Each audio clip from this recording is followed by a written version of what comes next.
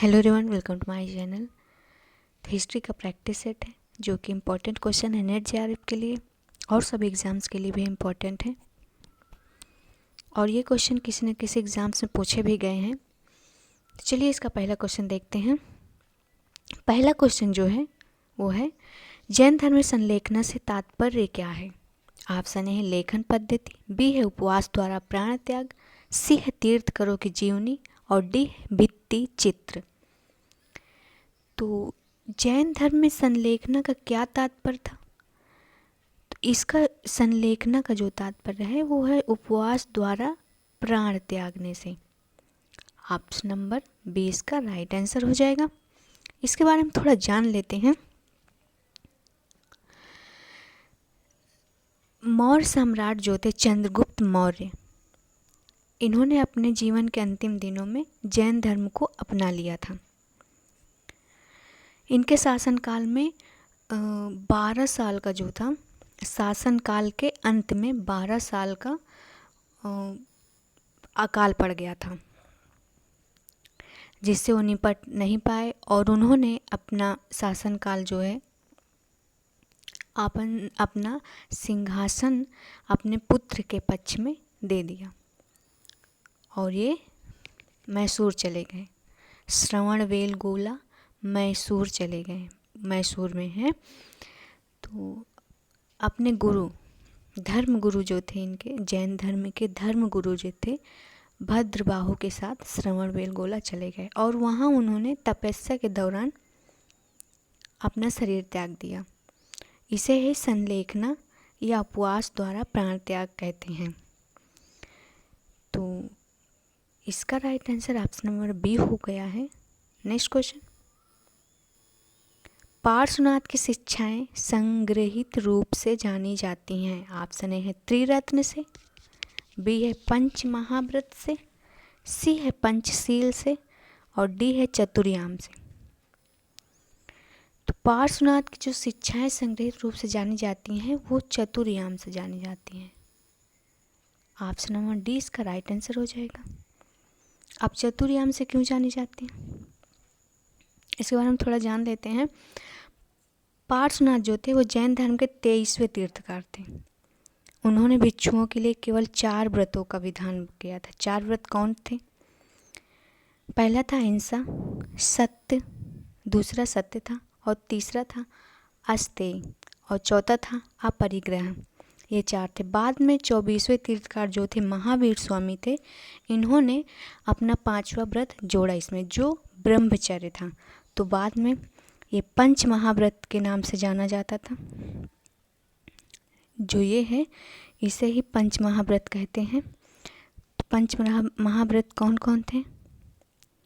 पहला है जो कि पार्श्वनाथ ने बताए थे व्रत के बारे में, अहिंसा, सत्य, अस्तेय तथा अपरिग्रह। बाद में जो महावीर स्वामी ने जोड़ा था वो ब्रह्मचर्य था। तो ये पंच महाव्रत के नाम से जाने लगे। तो इसका right answer option number D हो जाएगा। त्रिरत्न, ये भी जैन धर्म से संबंधित है। त्रिरत्न कौन कौन से हैं?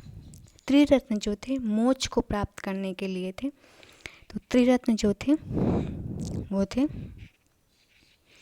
सम्यक ज्ञान, सम्यक दर्शन और सम्यक चरित्र। ये 3 त्रिरत्न थे जो मोस्ट इम्पॉर्टेंट क्वेश्चन है, किसी न किसी एग्ज़ाम्स में ज़रूर पूछे जाते हैं। तो चलिए नेक्स्ट क्वेश्चन देखते हैं।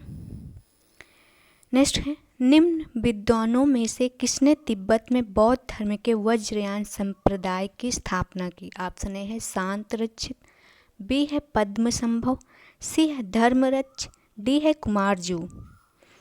तो इसमें से जो राइट आंसर हो जाएगा ऑप्शन नंबर बी हो जाएगा, पद्मसंभव। तिब्बत में जो थे वज्रयान संप्रदाय की स्थापना पद्मसंभव ने किया था। इसका right answer option number B हो जाएगा। तिब्बत में जो वज्रयान संप्रदाय की स्थापना प्रवेश हुआ था, वज्रयान संप्रदाय के प्रवेश हुआ था बौद्ध धर्म के बारे में, तो 4वीं शताब्दी में था। चौथी सदी में था। तो इसका right answer option number B हो जाएगा। नेक्स्ट क्वेश्चन, निम्नलिखित जनपदों में से 6ठी शताब्दी ईसा पूर्व में कौन सा गणराज्य था? ऑप्शन ए कोसल, बी है अंग, सी है मगध, डी है वज्जी।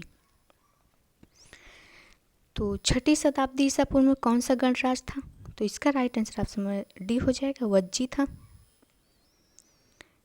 नेक्स्ट क्वेश्चन देखते हैं, निम्नलिखित में से किस स्थान की यात्रा बुद्ध ने की थी? ऑप्शन ए है वैशाली, बी है कपिल वस्तु और सी है कौशाम्बी, और यहाँ पास डी हो जाएगा, यहाँ पास डी हो लिखा नहीं है, उज्जैनी।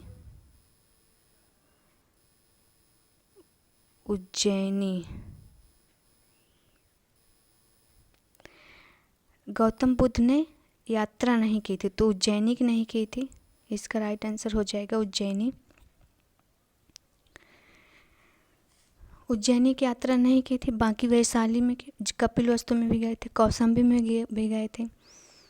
तो उज्जैनी में एक गए नहीं थे, लेकिन इनके जो एक शिष्य थे महाकात्यायन, इन्होंने गौतम बुद्ध ने महाकात्यायन को भेजा था उज्जैनी में उपदेश देने, मतलब बौद्ध धर्म का प्रचार करने के लिए। नेक्स्ट क्वेश्चन, शाक्य मुनि बुद्ध के जन्म स्थल का उल्लेख करने वाला प्राचीनतम अभिलेखित कहाँ से प्राप्त हुआ? ऑप्शन ए है सारनाथ, बी है श्रावस्ती, सी है कौशाम्बी, डी है रुक्मिणदेही। शाक्य मुनि ने बुद्ध के जन्म स्थल का उल्लेख करने वाला प्राचीनतम अभिलेखित कहाँ से प्राप्त हुआ? रुक्मिणदेही से प्राप्त हुआ। इसका option number D right answer हो जाएगा। नेक्स्ट क्वेश्चन देखते हैं, कूर्चक एक संप्रदाय था। ऑप्शन ए है वैष्णव धर्म का, बी है शैव धर्म का, सी है जैन धर्म का और डी है बौद्ध धर्म का। तो कूर्चक किस धर्म का संप्रदाय था? तो जैन धर्म का संप्रदाय था कूर्चक जो था। तो इसका right answer option number C हो जाएगा।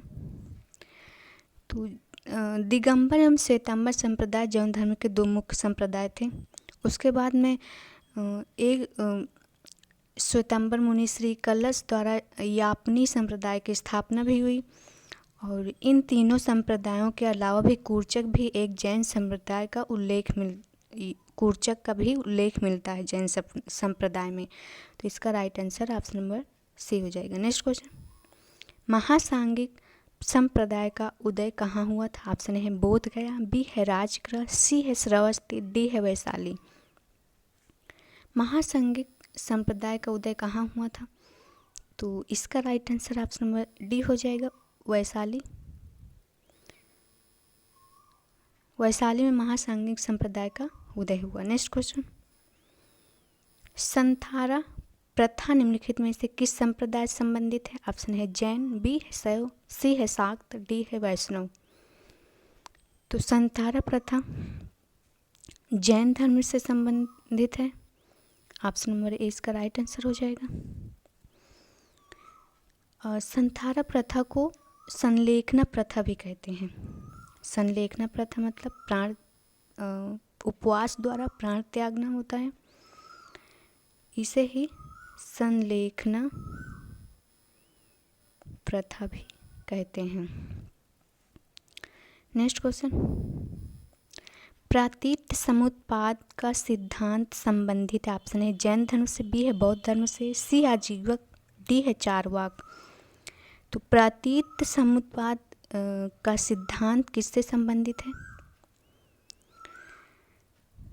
तो ये बौद्ध धर्म से संबंधित है, ऑप्शन नंबर इसका बी राइट आंसर हो जाएगा। नेक्स्ट, जीवक किस राजा का राजवैद्य था? जीवक जो था बिंबिसार का राजवैद्य था, इसका right answer option number D हो जाएगा। अगर वीडियो अच्छी लगी हो तो चैनल को सब्सक्राइब कर लीजिए। मिलते हैं नेक्स्ट वीडियो।